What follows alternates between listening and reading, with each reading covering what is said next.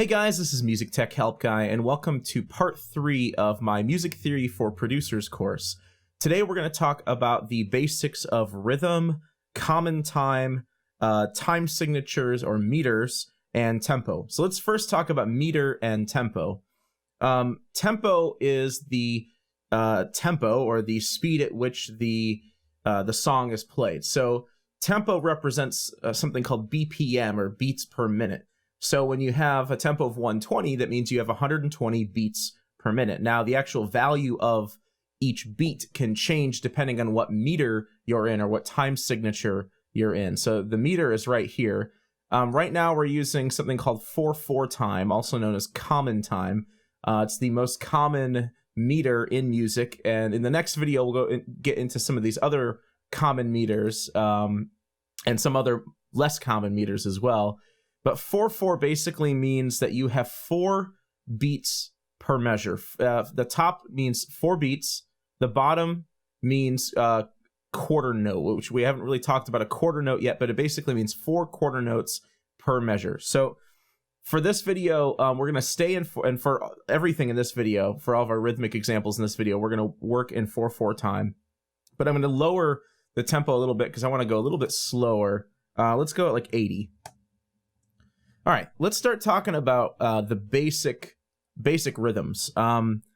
There are basically 5 main rhythms, types of rhythms that are used in common time. You have whole notes, which are worth 4 beats. You have half notes, which are worth 2 beats. Quarter notes, which are worth 1 beat each in 4/4 time at least. Eighth notes, which are a half of a beat, and 16th notes, which are a quarter of a beat. If that's confusing, it's because the half, quarter, eighth, 16th note thing refers to how the notes divide up one measure of music, not how many beats that they divide up. So in actuality, a whole note is the length of one bar or one measure of music.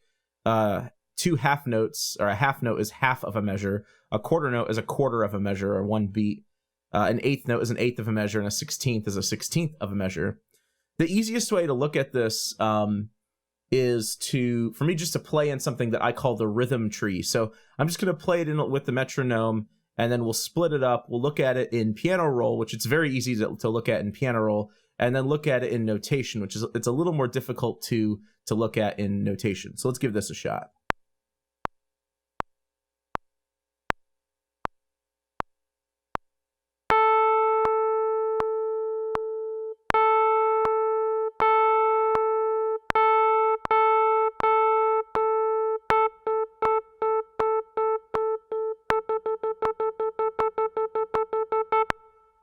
Okay, so I'm going to quantize all of that to a 16th note. Let me just pull up my piano roll editor here. Zoom in a bit. Since the fastest value was a 16th note, I'm going to quantize to a 16th note. And just so the notes don't have any of these gaps in them, I'm going to use a function called force legato. What that does is it makes all of the notes their maximum length, and I'm just going to hold Option, make all their velocities the same. There we go. Now, if we take this and I split it up at the bar line, so let me put my snap in bar mode. Here's one, here's one, here's one, and here's one. There we go. And we take a look at these in piano roll editor.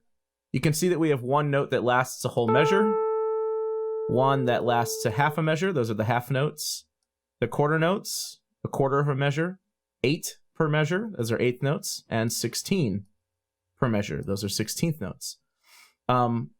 If we look at this in the score editor, it looks like this.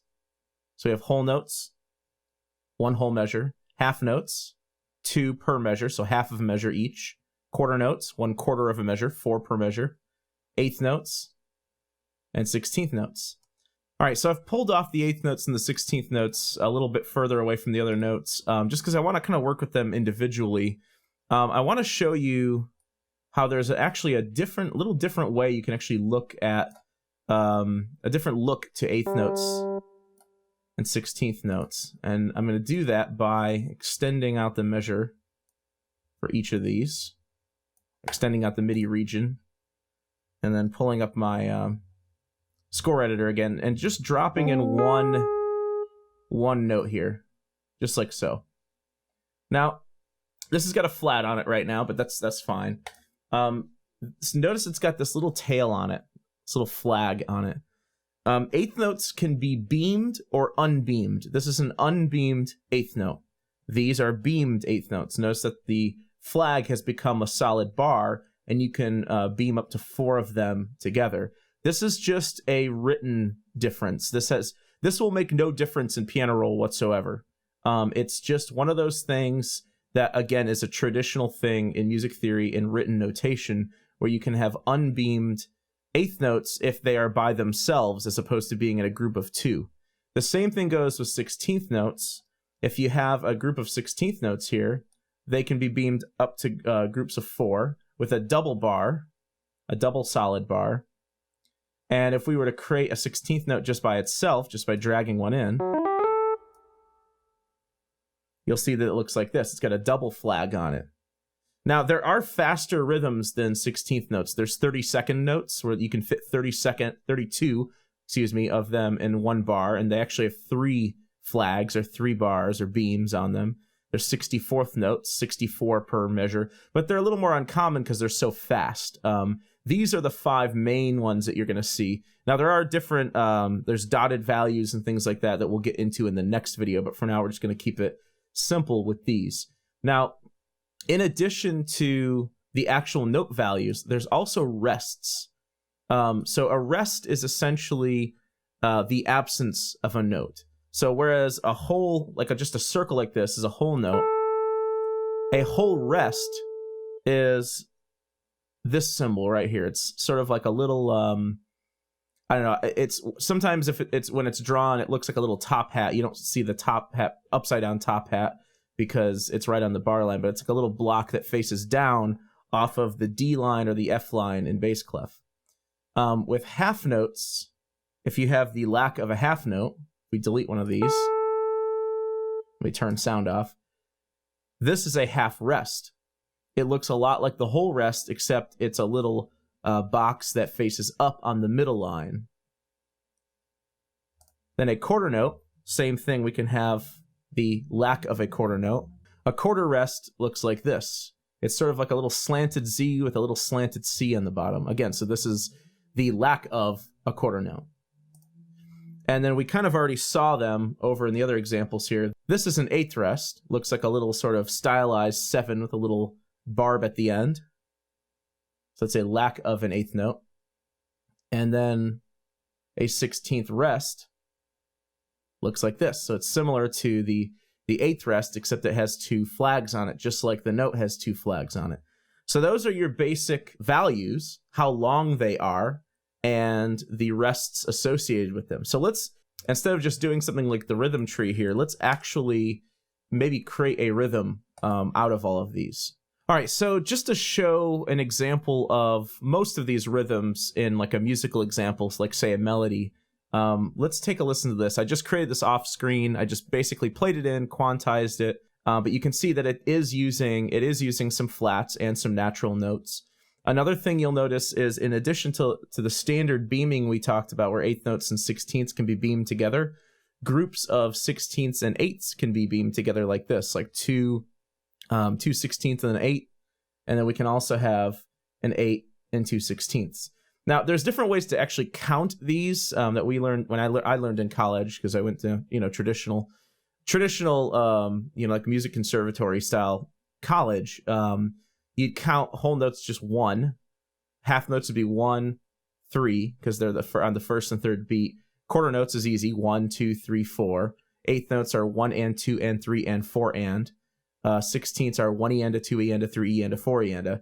That was a way to sort of count them. I'm not going to like really focus on the counting. I just want you to be able to sort of identify what they are and know that they're faster or slower, and also realize that these different values sort of subdivide with each other. After this, I'll throw up like a drum example of drums, and I'll show you how the rhythms can actually sort of interlock with each other. But let's listen to this first, just so you can sort of hear what this musical example would sound like using the 5 different types of rhythms that we just talked about.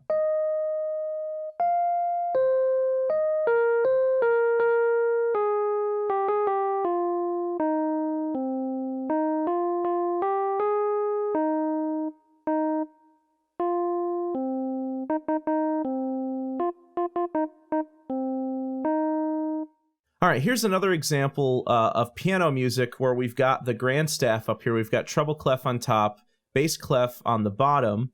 Our right hand in the treble clef is playing a little melody, and then our left hand is playing chords. So these the rhythmic notation can also apply to multiple stacked notes. So for instance, not that you would know this yet, but this first note is called an E minor chord. It's E, G, and B in the bass clef. And it's got just a single line on it, notating that it's a half note because it's an open circle with a line. If this is a closed circle with a line, it'd be a quarter note. So all of these are half notes down here, and then we have a variety of eighth notes, quarters, and sixteenths up in the melody here.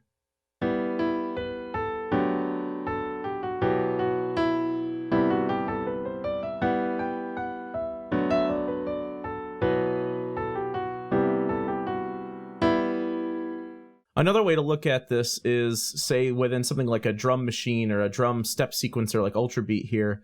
In Ultrabeat, by default, each one of the steps equals a 16th note, so each group of 4 equals the length of a quarter note.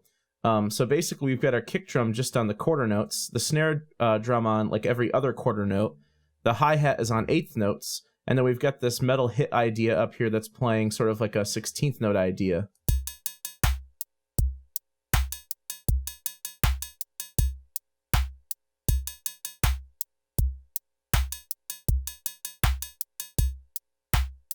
And it's super simple, but it sort of demonstrates the simple meters that or the simple rhythms that we're talking about here. You can also view drums in notation, but you end up with something like this. This is drum notation using percussion clef. This is another type of clef. And you can see the kick drum is down here, just in quarter notes. The snare drum is right here. They use sort of like, or the clap, they use sort of an X symbol instead of a regular note head. And so that's on quarter notes. And the kick and snare have been combined together kind of like a chord. And it's kind of hard to see. Let's switch to another view here. There we go. And the metal hit 16th note idea and the 8th note hi-hat are sort of combined together as well. But it's still the same. It's the same representation as the step sequencer that we listened to earlier.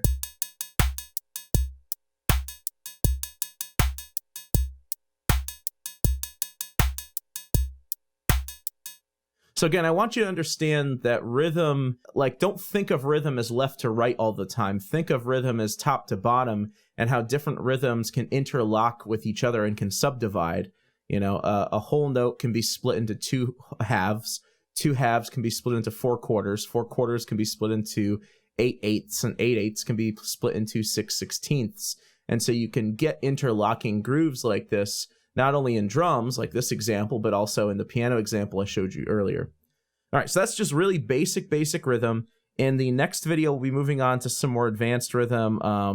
We'll also take a look at some other different meters, like 3/4 time and 2/4 time. We'll talk about dotted notes, and we'll also talk about a few other things that have to do with rhythmic notation. So I hope you guys enjoyed this video, and thanks for watching.